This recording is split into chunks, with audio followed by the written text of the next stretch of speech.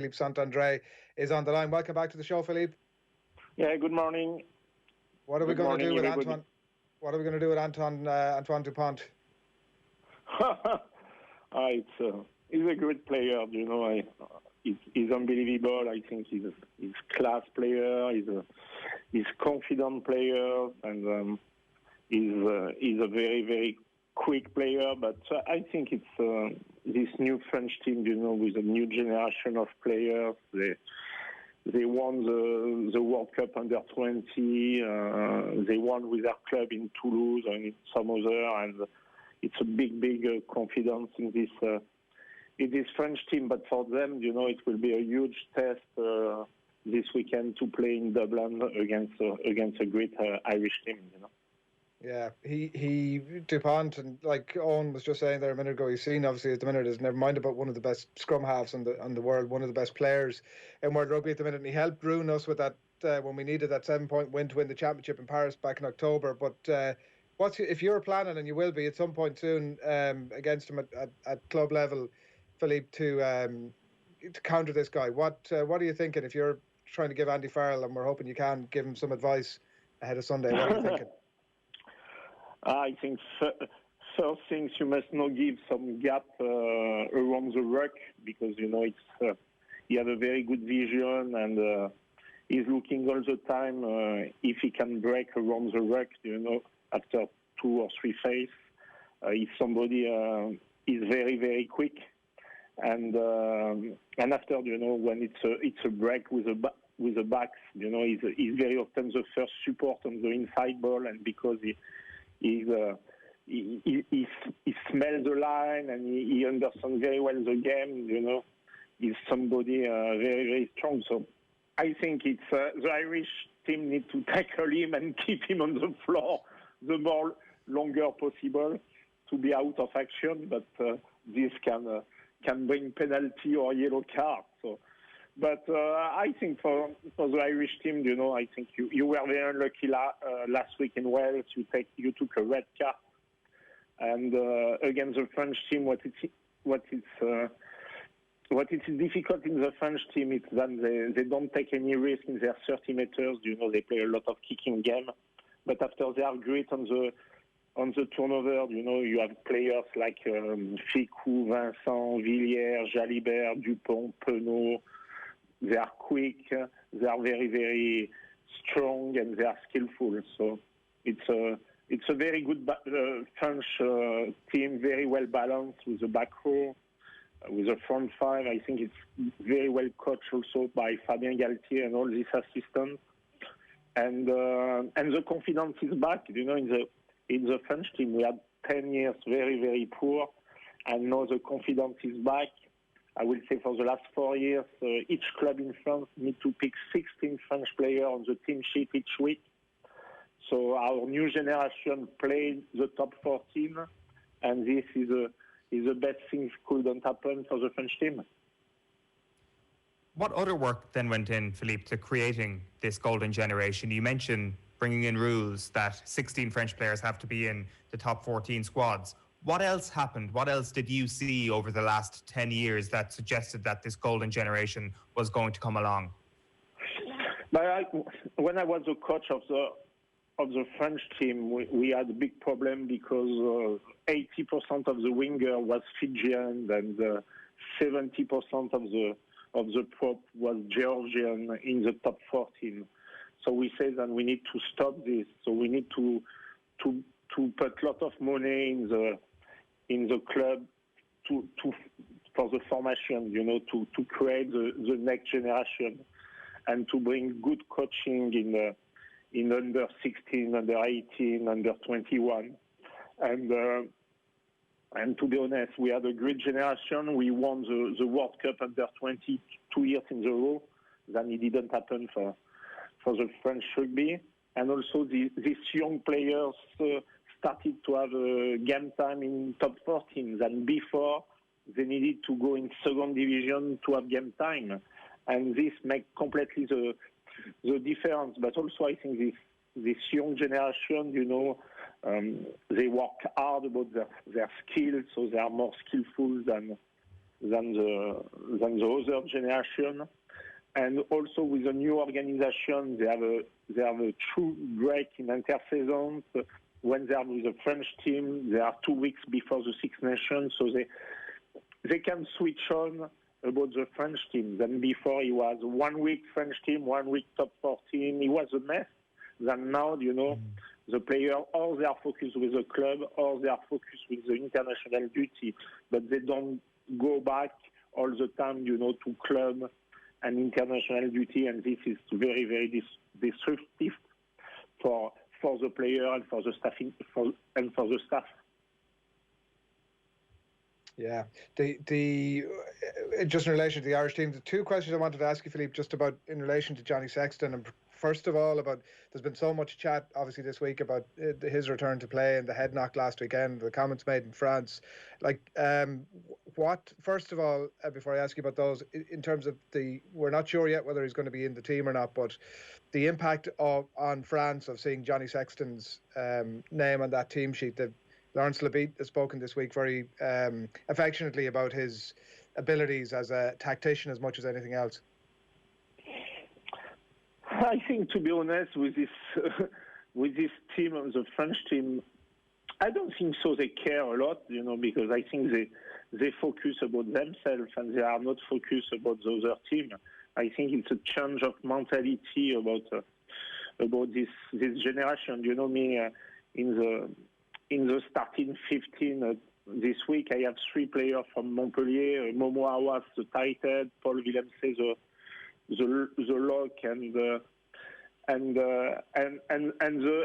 center, and Vincent. And when you speak with them, they won't be focused about themselves, about their game plan, about what they need to do. And they don't bother too much about the other teams. So I think Sexton is very important for the Irish team and maybe for the spirit of this Irish team. But this French team, I don't think so. They care too much. And after, to come back about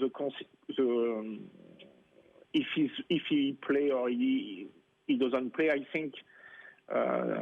Sexton is an amazing player, and if he feels he can play, it's because he's okay, And if the doctor of the Irish team say he's okay to play, for me it's not a problem. The only thing change is in France now with the top 14, when we have one player go out of the pitch for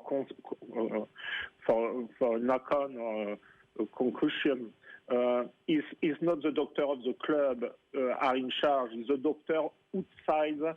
And now, when we have one guy go out, he's not allowed to play for 10 days or 2 weeks. So it's because the rules are completely different in France than in England or in UK or in Ireland.